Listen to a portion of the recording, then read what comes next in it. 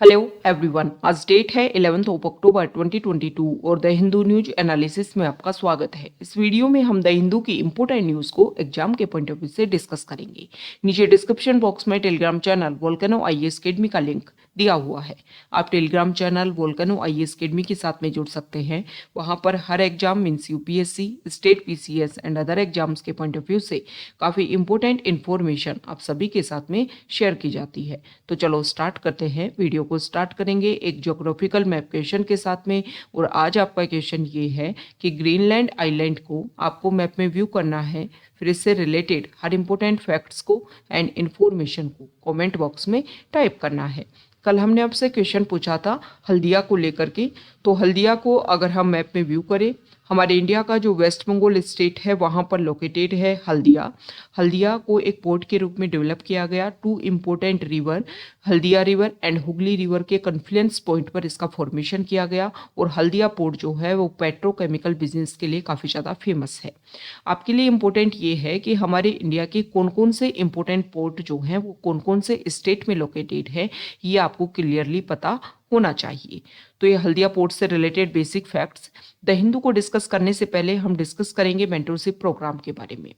जो भी students prepare कर रहे हैं यूपीएससी 2023 को लेकर के, उन सभी को पता होगा कि नेक्स्ट यूपीएससी प्रीलिम्स जो है मतलब 2023 का प्रीलिम्स जो है वो 28 मई को कंडक्ट करवाया जाएगा। तो हम इस मेंटरशिप प्रोग्राम जो स्पेसिफिक टारगेट करेगा यूपीएससी प्रीलिम्स 2023 को, इस मेंटरशिप प्रोग्राम में हम जो है आपके लिए लेकर के आए हैं कि डेली बेसिस पर आपको टारगेट दिया जाएगा। मतलब आपका जो प्रीलिम्स का जो सिलेबस है, साथ ही साथ मतलब प्रीलिम्स का जो स्टैटिक पार्ट है, साथ ही साथ लगभग 1.5 साल का जो करंट अफेयर्स है वो आपको यहाँ पर कवर करवाया जाएगा। डेली बेसिस पर आपको टारगेट दिया जाएगा। मतलब मान लो हमने स्टार्ट जो है वो एनसीईआरटी से किया और डेली बेसिस पर आपको कवर करने के लिए बोल दिया गया कि हिस्ट्री के आज क्लास 6 की हिस्ट्री के 1 to 5 चैप्टर आपको कंप्लीट करने हैं। ओके, फिर डेली बेसिस पर उसको लेकर के एमसीक्यू जो है वो भी आपको दिए जाएंगे ताकि जो भी आपने पढ़ा उसका एमसीक्यू के थ्रू आप रिवीजन कर पाओ। टाइम टू टाइम जो है वो हमारे मेंटोर आपको गाइड करेंगे। इसके अलावा जो है इसमें एक बार तो आपका सिलेबस कंप्लीट करवाया ही जाएगा, साथ में 1 टाइम मिनिमम जो है वो आपका रिवीजन भी यहाँ पर करवाया जाएगा। इसमें कुछ जो है वो करंट अफेयर बेस्ड लगभग 4 to 5 जो है वो आपके टेस्ट भी हम कवर करवाएंगे। टेस्ट के थ्रू जो है वो आपके करंट अफेयर्स को कंप्लीट इवेल्युएट करवाया जाएगा। तो अगर आपको लगता है कि 2023 यूपीएससी प्रीलिम्स के लिए ये प्रोग्राम आपके लिए बेनिफिशियल है तो आप इसको ज्वाइन कर सकते हो। अदर क्वेरीज के लिए आप हमारी वेबसाइट पर विजिट कर सकते हो। साथ ही साथ हमारी मेल आईडी पर आप हमसे कनेक्ट होकर के जो भी आपकी अदर क्वेरीज हैं उनको पूछ सकते हो। इस मेंटरशिप प्रोग्राम के जो चार्जेस हैं वो मंथली बेसिस पर रहेंगे। 599 पर मंथ जो है उसके चार्ज रहेंगे। मिनिमल चार्ज जो है वो आपके लिए यहाँ पर रखे गए हैं। ओके, द हिंदू को अगर हम डिस्कस करें तो फर्स्ट इंपॉर्टेंट न्यूज़ है द हिंदू के फ्रंट पेज पर, और न्यूज़ रिलेटेड है सुप्रीम कोर्ट कोलिजियम को लेकर के। आप सभी को पता है कुछ टाइम पहले भी हमने डिस्कस किया था कि जो हमारी मिनिस्ट्री है, लॉ मिनिस्ट्री, उन्होंने हमारे सीजीआई को बोला है कि आपके जो सक्सेसर होंगे, आपके बाद में जो नेक्स्ट सीजीआई होंगे, उनका नाम जो है वो सजेस्ट किया जाए। देखो, अगर हम सीनियोरिटी के बेसिस पर देखें जो हमारे नेक्स्ट सीजीआई होने वाले हो सकते हैं वो डीवाई चंद्रचूड़ होंगे यहाँ पर सीनियोरिटी के बेसिस पर। तो यहाँ पर सुप्रीम कोर्ट जो कोलेजियम है उसमें कुछ डिस्कशन चल रहा था कुछ जजेस के नाम को लेकर के। लेकिन यहाँ पर कोलेजियम में 2 जो जजेस हैं वो हमारे सीजीआई के साथ में अश्योर कर रहे थे, लेकिन 2 जजेस ने यहाँ पर एक तरीके से अपनी बात जिन भी पॉइंट्स को लेकर के, जिन भी जजेस के नेम को लेकर कुछ डिस्कशन जो चल रहा था उसमें उन्होंने अपने यहाँ पर जो अदर अपने आइडियाज़ जो हैं, अपने जो भी प्रपोजल है वो यहाँ पर रखा है। तो इस आर्टिकल में बताया गया है कि सुप्रीम कोर्ट कोलेजियम जो है जो कुछ अपॉइंटमेंट्स को लेकर के उनमें एक मीटिंग हुई थी, उसमें विदाउट एनी रिजल्ट जो है वो सुप्रीम कोर्ट कोलेजियम का कोई भी काम यहाँ पर नहीं हो पाया। तो ये जो कोलेजियम जो वर्ड है इसके बारे में हम डिस्कस कर लेते हैं कि कोलेजियम है क्या।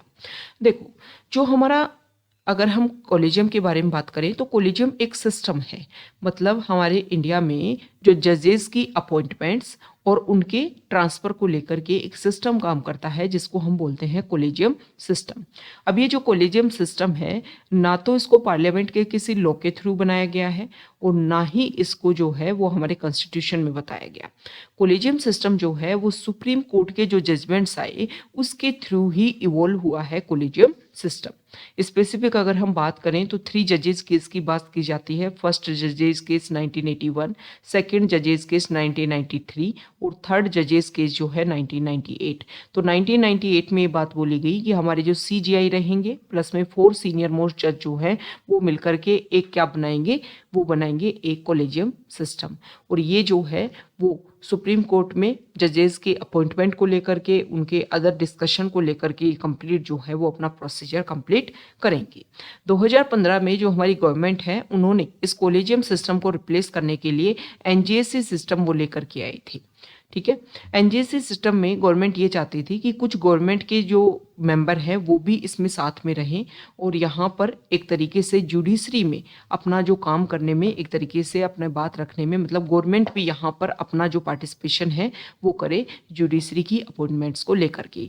लेकिन इसको जो हमारा सुप्रीम कोर्ट है उन्होंने इसको नलीफाई कर दिया और उन्होंने बोला कि जो हमारे मूल एक तरीके से जो फाउंडेशनल प्रोविजन है हमारे कॉन्स्टिट्यूशन के, उनके अगेंस्ट है NJSC प्रोग्राम। क्योंकि जुडिशरी जो है वो इंडिपेंडेंट है, इंटीग्रेटेड फॉर्म में है, इसमें आप काउंटर करने की कोशिश कर रहे हो।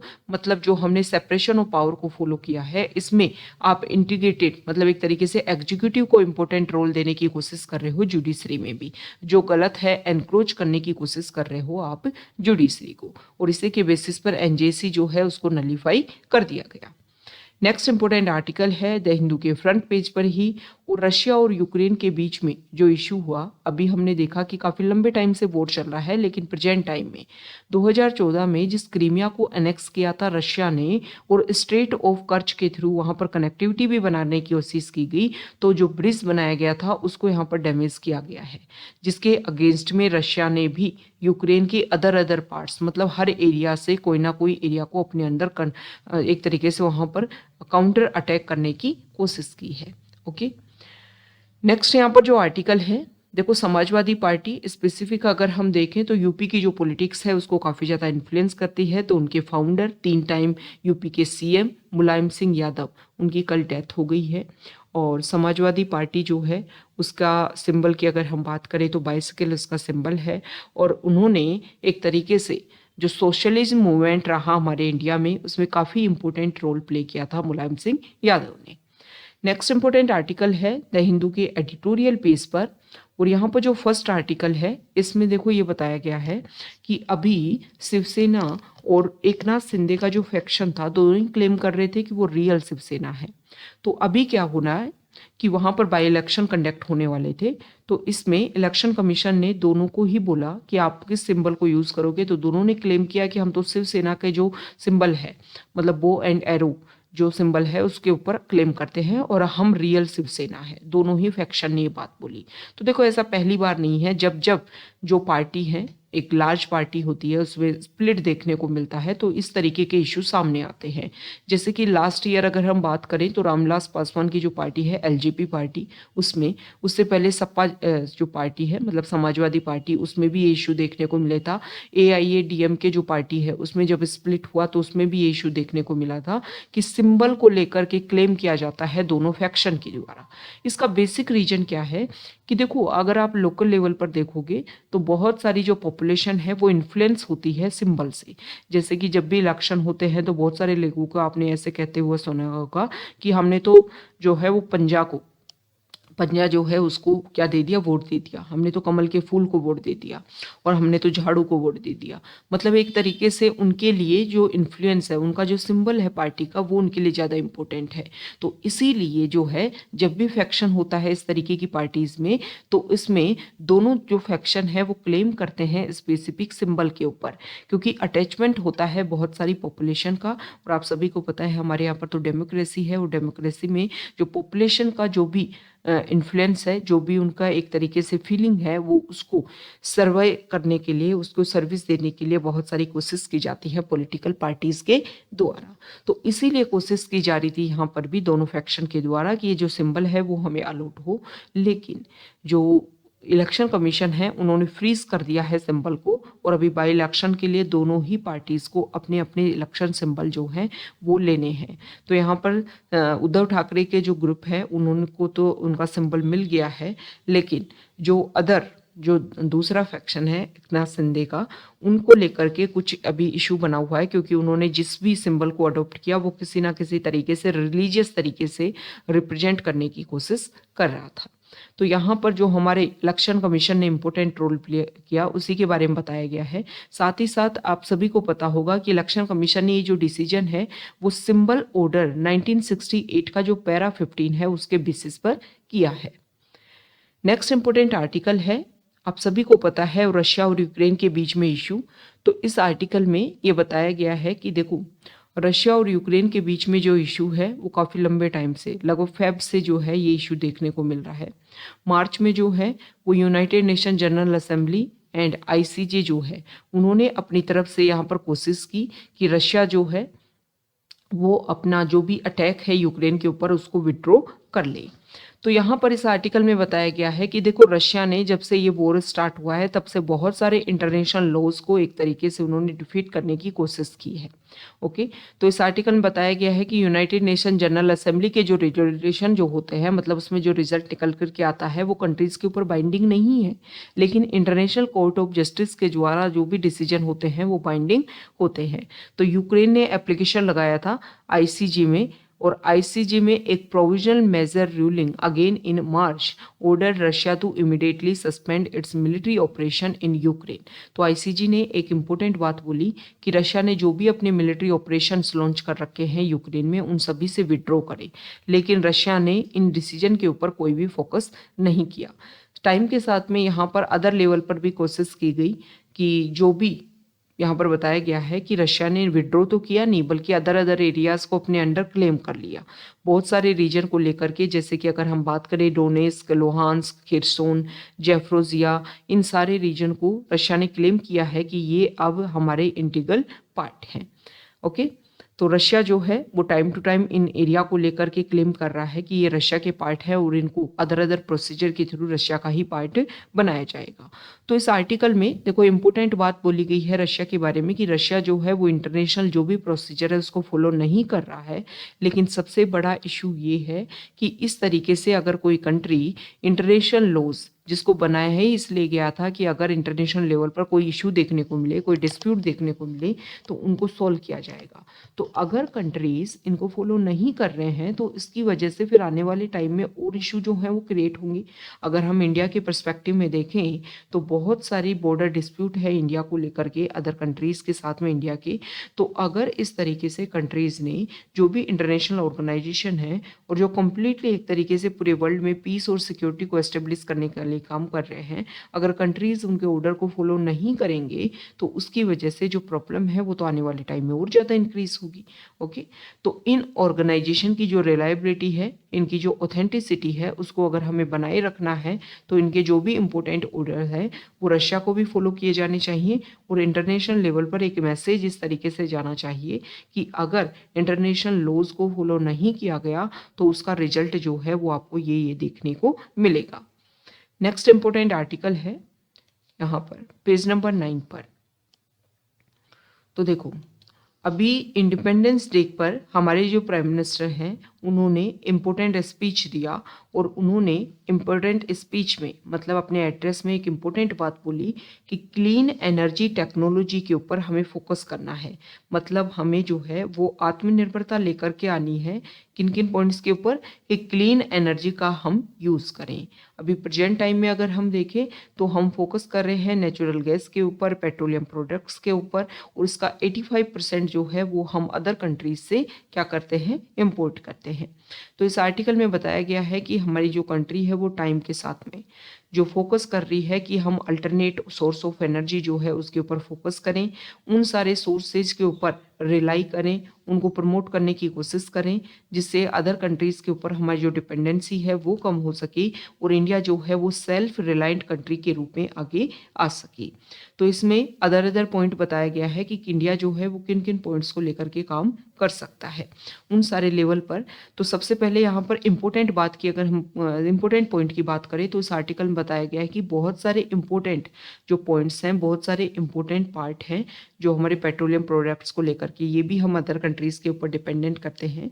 तो हमें एक ऐसा इंफ्रास्ट्रक्चर डेवलप करना होगा जिसमें मैक्सिमम मिनरल्स के लिए हम हमारी जो सेल्फ डिपेंडेंसी है वो क्रिएट कर सके। अब इसके लिए जो भी मिनरल्स हैं उनके ऊपर हमें फोकस करना है।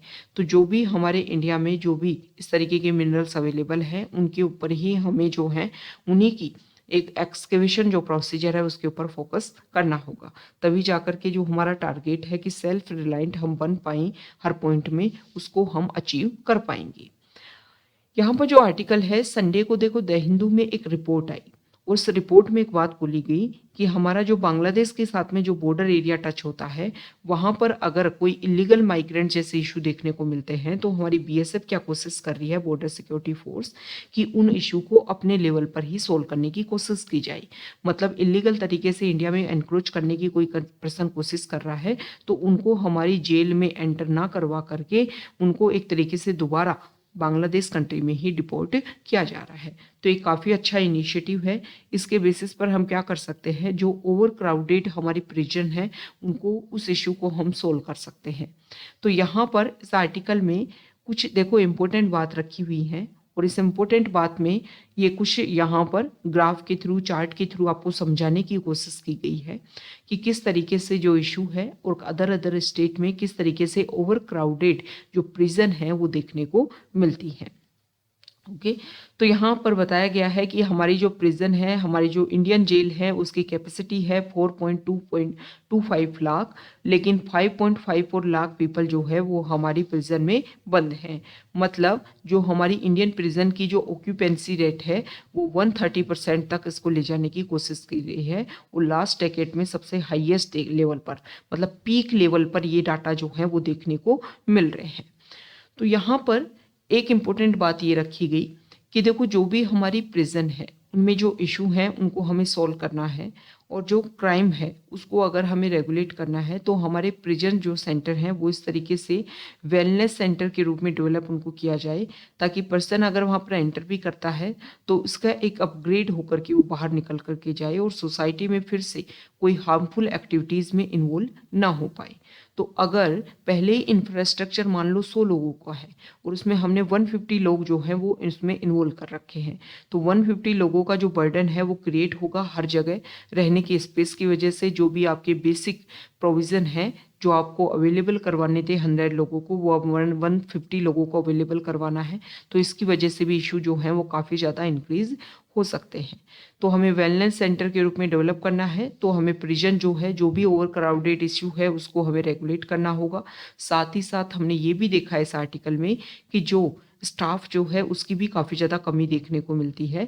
तो स्टाफ की जो भी कमी है उसको ख़त्म किया जाए और ताकि जो भी हमारे प्रिजनर्स हैं उन सभी के लिए एक अवेलेबिलिटी जो है स्टाफ की वो बनी रहे ताकि जो इशू हैं बेसिक इशू उनको सॉल्व किया जाए। यहाँ पर बीएसएफ का जो इनिशिएटिव है काफ़ी काबिल तारीफ़ है और इसका जो रिज़ल्ट है ये है कि अगर इलीगल तरीके से कुछ इशू भी है तो उनको सॉल्व किया जा सकता है विदाउट एनी जुडिशियल हर्डल की। मतलब इस तरीके से नहीं है कि एक लंबे प्रोसीजर के बाद में उसका कुछ रिजल्ट निकले, इससे पहले ही उसको इस तरीके से डिपोर्ट कर दिया जाए ताकि हमारे जो बेसिक इशू हैं वो भी क्रिएट ना हो। नेक्स्ट इम्पोर्टेंट आर्टिकल है पेज नंबर 13 पर, और यहाँ पर जो आर्टिकल है देखो, इस आर्टिकल में बताया गया है संघाई कॉरपोरेशन ऑर्गेनाइजेशन का जो रेड्स की जो मीटिंग है, मतलब उसका एंटी टेररिज्म जो ग्रुप है उसका अभी इंडिया में इसका प्रोसीजर चल रहा है और एंटी टेरर एक्सरसाइज इंडिया में मानेसर वाले एरिया में। तो इसमें पाकिस्तान जो है वो भी इसमें पार्टिसिपेट करेगा।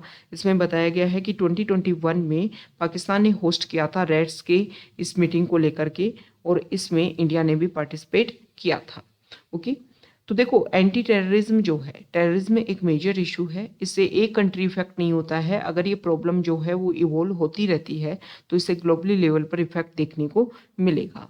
अभी एचसीओ की जो मीटिंग हुई, हमारे प्राइम मिनिस्टर ने उसमें पार्टिसिपेट किया, तो इंडिया ने फोकस किया था स्पेसिफिक कि टेररिज्म को काउंटर करने के लिए बहुत ज़्यादा ज़रूरी है, ताकि जो भी इस ऑर्गेनाइजेशन में कंट्रीज़ हैं उनकी जो रिलेशन है वो और हेल्दी तरीके से एस्टेब्लिश हो सकें।